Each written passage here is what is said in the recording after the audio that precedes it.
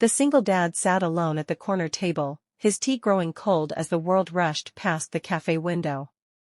His phone buzzed with unread messages from work, but his eyes stayed fixed on the empty chair across from him. He had learned to live with silence, but that afternoon the silence felt heavier than usual, like it was waiting for something to happen. That was when a trembling voice broke through the quiet. An old woman leaned close and whispered words that would change everything. "Please pretend you're my daughter's fiancé." Before the story continues, take a moment to support the channel. If stories about kindness, second chances, and unexpected connections touch your heart, please subscribe, like this video, and share your thoughts in the comments.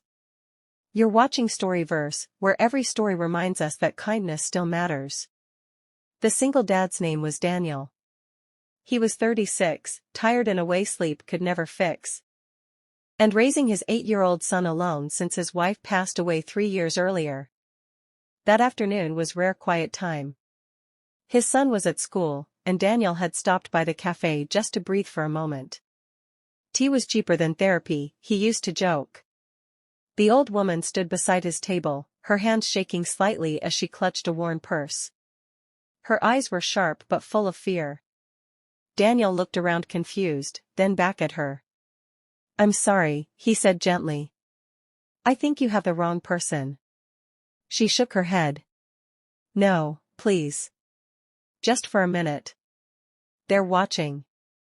Daniel followed her gaze. Across the cafe stood a well-dressed couple and a young woman in her late 20s. The young woman's arms were crossed tightly, her face pale and tense. "That's my daughter," the old woman whispered. "She told them she's engaged. They don't believe her. If they find out she lied, they'll force her into a marriage she doesn't want." Daniel's first instinct was to say no. He was just a stranger. He had his own problems. But then he looked back at the daughter. He saw panic in her eyes. The same kind of fear his son had shown on the night they lost his mother. "How long?" Daniel asked quietly.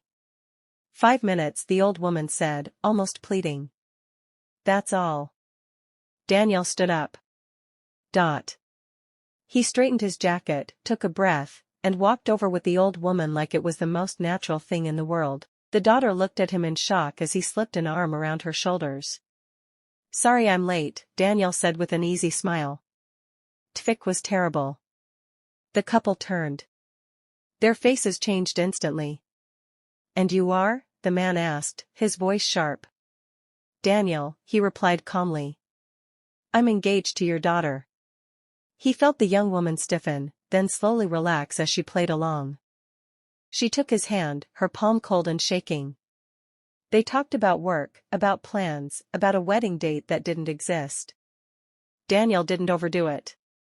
He listened more than he spoke. He stayed respectful, steady, kind, the kind of man any parent would want their child to marry.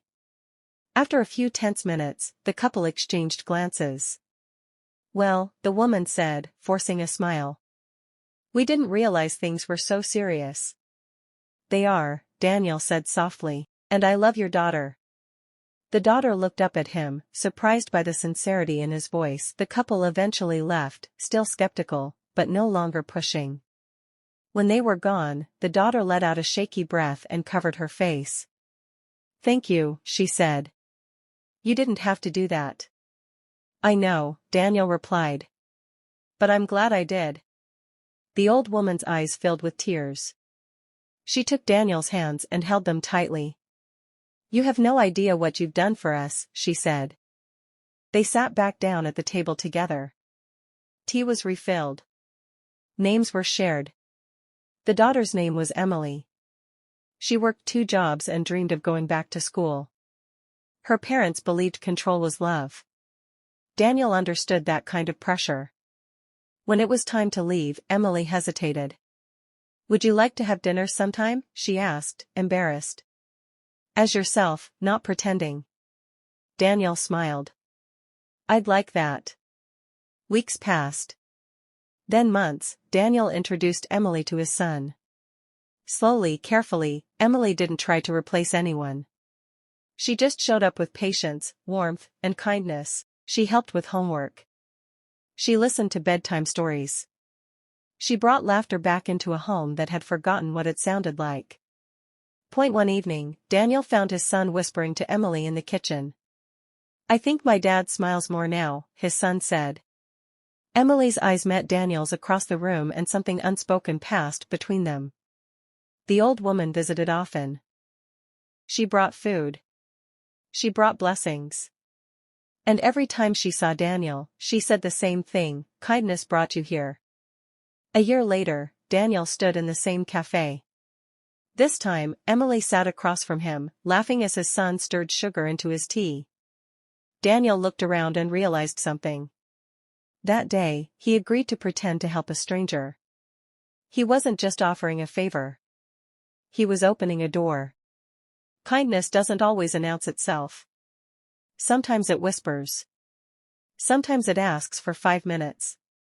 But when you answer, it can change lives, including your own.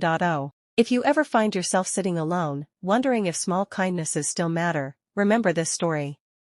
One gentle choice can turn loneliness into family, fear into hope, and strangers into something much more. And maybe, just maybe, the next time kindness whispers your name, you'll answer.